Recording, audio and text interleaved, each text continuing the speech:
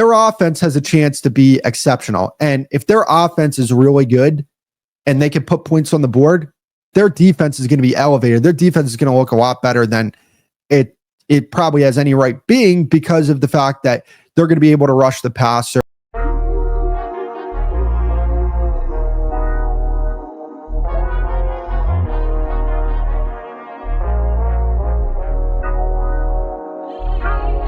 I feel like the Dallas Cowboys are getting slept on for this upcoming season. I look at this team as a 10 to 12 win team this upcoming season. And a majority of that comes from the fact that I think their offense is going to be one of the best offenses in the league. I think they're going to have a top 3 passing attack in football.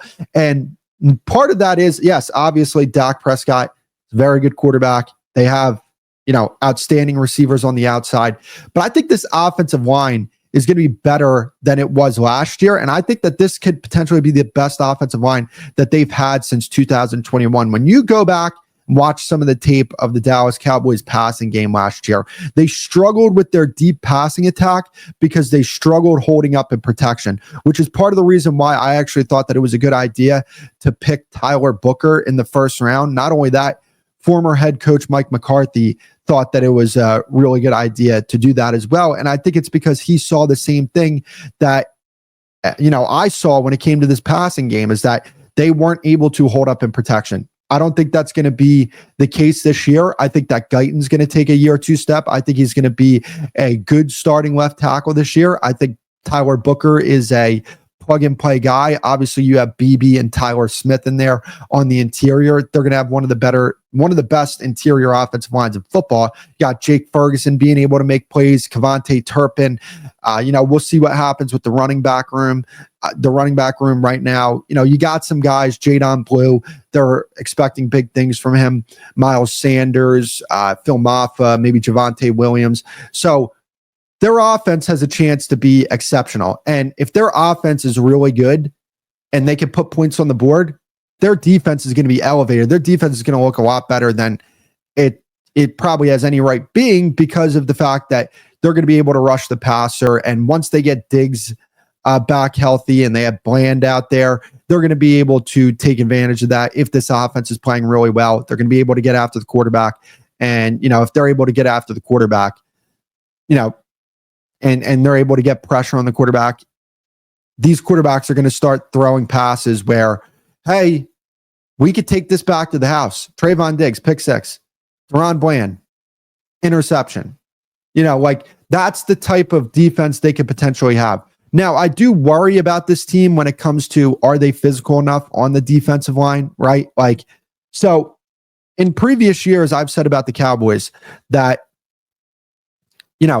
they have an identity, and is their identity good enough, or is it reliable enough to take it into the playoffs with them?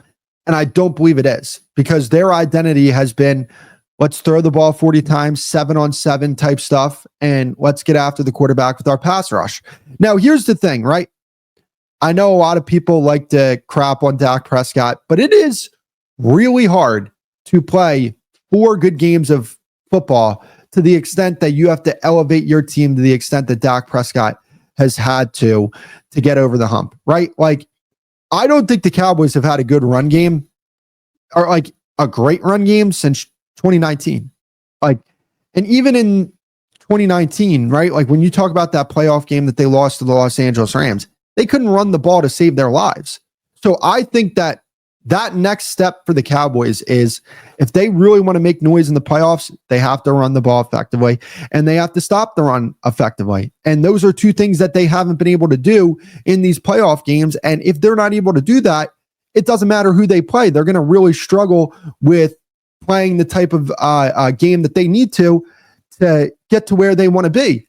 Now, what is the ceiling for this Cowboys team? I personally think the ceiling is the conference championship game, just because obviously they do have the first year head coach in Schottenheimer. I want to see what Schottenheimer can do as a head coach. There's some new pieces on the team, and I do think that some of their flaws, it's just, you look at it and you're like, oh, that might be bad. But I will also say this, when you look at this roster, their cornerback room right now looks awful, but it might not be like that for the rest of the season, right? Like you have Deron Bland, who's healthy right now. Kyer Elam has been making a lot of plays in camp, but the thing is, here's my thing. I am actually optimistic about Kyer Elam because of the receivers that he's playing against in practice. They're some of the best receivers in the game when you talk about CeeDee Lamb and George Pickens. So the fact that he is having a good camp guarding or defending those guys, I will say that does give me cause to be a little more optimistic there. But also I did see him in Buffalo and he was disappointing in Buffalo. So there is that. But yeah, I mean, like Diggs comes back. Diggs, he might not be the elite corner that some people thought he was, but he is a very solid starter. They have their rookie Ravel coming back. So, this might be a situation that by midseason, we look at it like now and we're like, their cornerback room is awful.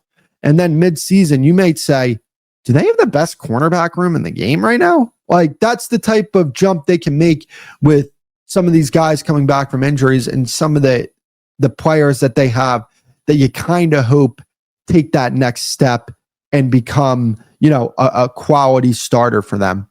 But, like to me, a lot of this comes back to the coaching staff, right? I believe in Schottenheimer. I think that he's going to be able to dial up plays for this offense. I believe in Matt Eberflus. I think that he has called some very good defenses in the past. Clayton Adams is the offensive coordinator. He's fantastic. Connor Riley is the offensive line coach. He was at Kansas State. Kansas State always has really good offensive lines. So there's a lot of reasons to be optimistic about this team. Now, obviously, we know the whole Micah Parsons situation is something that you look at and you say, that might be something that, we have to look out for because their defense might be like very bad against the Eagles week 1.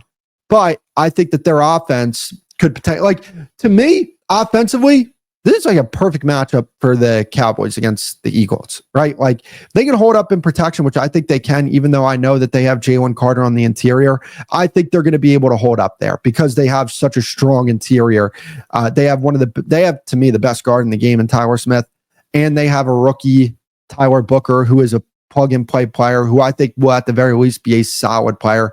Like, I don't think he's going to get flat out baptized by Jalen Carter, like me personally, just because I think they're going to do a lot to give him the help that he needs going up against Jalen Carter. And I don't think the Eagles pass rush is that good. So, and not only that, people may not want to hear this. You can go at Quinyon Mitchell, but that's a topic for another day. So, but defensively, their matchup there, it's going to be difficult for them. It's going to be difficult because Eagles are one of the best rushing attacks, maybe in NFL history, but we'll see what happens there with their offensive line. If Dickerson's playing that game, they lost Becton. He was a very big part of that offensive line. So, you don't know. Yeah, but I mean, without those guys, I still think it's going to be really difficult to hold up against the Eagles run defense. But, I'm getting off on a little bit of a tangent there. But I just think that ultimately this Cowboys team, it's getting slept on. But I think they're probably a year away from a Super Bowl window opening if they're strategic with some of the moves. That means re-signing Micah, Tyler Smith, Deron Bland, George Pickens, which, by the way, they can afford all those guys because they don't sign anybody from the outside. Right? They don't sign any outside free agents, so they have the capital to afford all these guys. So overall, I'm optimistic about the Cowboys. I would say when you look at the contenders in the NFC, I think that they're like a tier 2 team. Like obviously you have your tier 1 teams when you talk about the Rams, the Eagles. I think the Vikings, McCarthy has to play good football, but I think that they are a tier 1 contender. And then tier 2, I think that's when you get into the Buccaneers, the Cowboys, the Packers, the Lions, teams like that. So